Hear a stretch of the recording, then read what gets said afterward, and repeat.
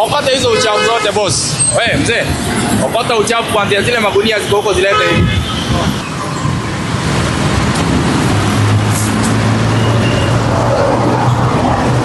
Ndio ni nyingine.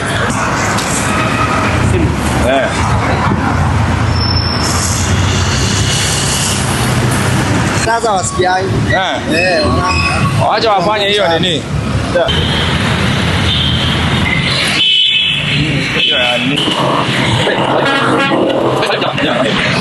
So ukiangalia hapa ni watu walikuwa wanavuka chini ya footbridge.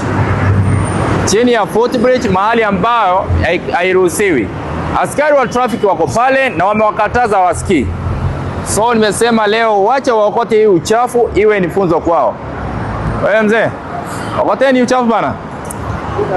Mtu aligongwa pale. Ni juzi tu nilikuwa na nimekuwa nikiambia watu wazivuke chini ya footbridge.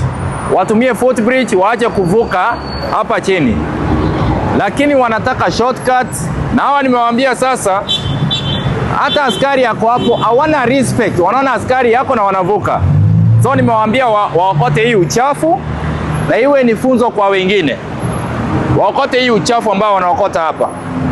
Kwa sababu this indiscipline na watu wanakufa tu.